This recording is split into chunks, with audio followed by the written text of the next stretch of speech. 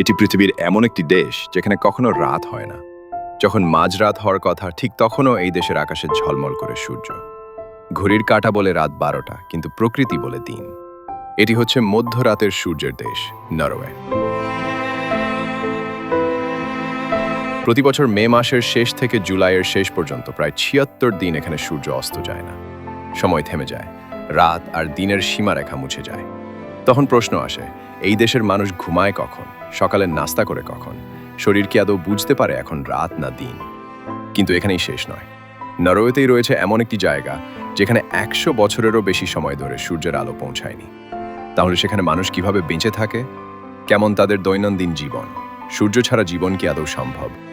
এইসব রহস্যের উত্তর খুঁজতেই আজকের এই যাত্রা। বাংলা ডকুমেন্টারিতে নতুন হলে এখনই সাবস্ক্রাইব করুন। নরওয়ে উত্তর ইউরোপের একটি নর্ডিক দেশ। স্ক্যান্ডিনেভিয়ার পশ্চিম ও উত্তর প্রান্ত জুড়ে বিস্তৃত এক রূপকথার ভূমি। প্রায় 3,85,000 বর্গ কিলোমিটার আয়তনের এই দেশে বসবাস করে প্রায় 54 লক্ষ মানুষ।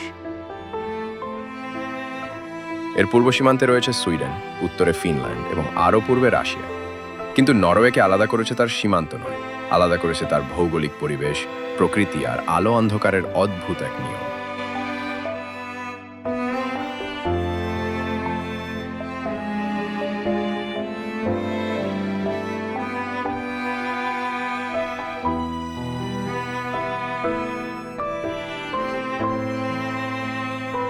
এই দেশের উত্তরের বিস্তীর্ণ অংশ জুড়ে রয়েছে আর্কটিক সার্কেল, যেখানে সূর্য ওঠা আর অস্ত যাওয়ার নিয়ম আমাদের চেনা সময়ের সাথে মেলে না।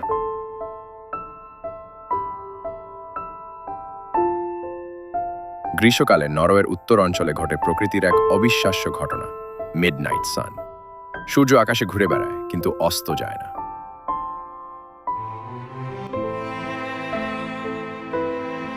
রাত 1টার সময়ও রাস্তা আলোকিত থাকে, কারণ সেখানে বাতির প্রয়োজন হয় না। মানুষ ফুটবল খেলে, শিশুরা সাইকেল চালায়, পর্যটকরা পাহাড়ে হাইকিং করে। সূর্য দিগন্তের কাছাকাছি ঝুলে থাকে, যেন সারাক্ষণ পাহারা দিচ্ছে। প্রথমবার এখানে আসা মানুষদের অনেকেই ঘুমাতে পারেন না, কারণ চোখ সূর্য দেখছে আর মস্তিষ্ক বলছে এখনো দিন।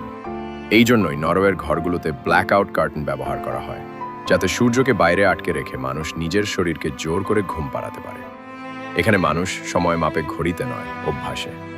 সকাল দুপুর রাত নির্ধারিত হয় কাজের সময় দিয়ে, আলো দিয়ে নয়। কিন্তু যে দেশে সূর্য দিনের পর দিন অস্ত যায় না, সেই দেশেই শীতকালে দেখা দেয় সম্পূর্ণ বিপরীত দৃশ্য। এর নাম পোলার নাইট। শীতকালে নরওয়ের উত্তরাংশে সূর্য টানা কয়েক মাস উঠেই না। দুপুরেও সূর্য দেখা যায় না, চারপাশ ডুবে থাকে অন্ধকারে। আকাশ কখনো গাঢ় নীল, কখনো বেগুনি, কখনো প্রায় কালো। এই অন্ধকার নরওয়ের মানুষের কাছে অচেনা নয়, বরং তাদের জীবনেরই অংশ।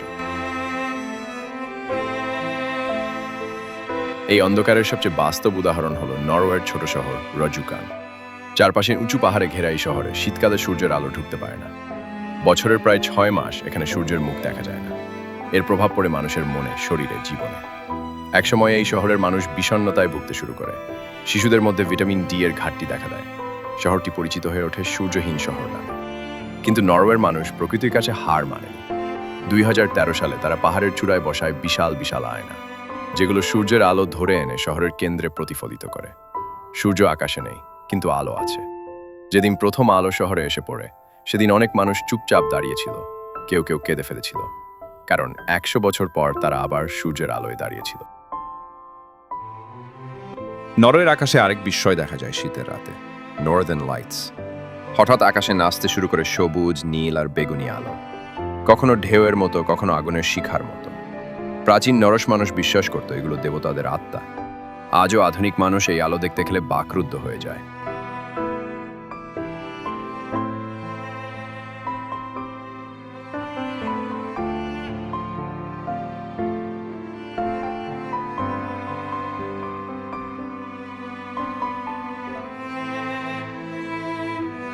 নরওয়ে শুধু রহস্যের দেশ নয়, এটি অ্যাডভেঞ্চারের স্বর্গ। বরফে ঢাকা পাহাড়, গভীর ফিয়র্ড, হিমবাহের গুহা, পাহাড়ের কিনারায় দাঁড়িয়ে নিচে তাকানোর শিহরণ, সব মিলিয়ে এখানে প্রকৃতি যেমন সুন্দর তেমনই ভয়ঙ্কর।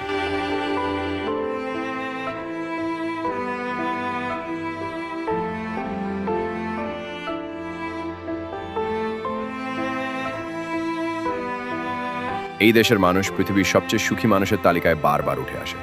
কারণ তারা প্রকৃতির সাথে লড়াই করে না, বরং প্রকৃতির সাথে বাঁচে। কাজ আর জীবনের ভারসাম্য, নিরাপত্তা আর মানুষের প্রতি মানুষের বিশ্বাস সব মিলিয়ে তারা ধীরে চলে কিন্তু গভীরভাবে বাঁচে। আর শেষে এসে প্রশ্নটা থেকেই যায়, যে দেশে সূর্য ৭৬ দিন অস্ত যায় না, আবার ৬ মাস উঠেই না, সেই দেশে আপনি থাকতে পারবেন? মধ্যরাতের সূর্যের নিচে নাকি দীর্ঘ অন্ধকারের আকাশের নিচে? এই ছিল রহস্য, প্রকৃতি আর মানুষের লড়াইয়ের দেশ নরওয়ে।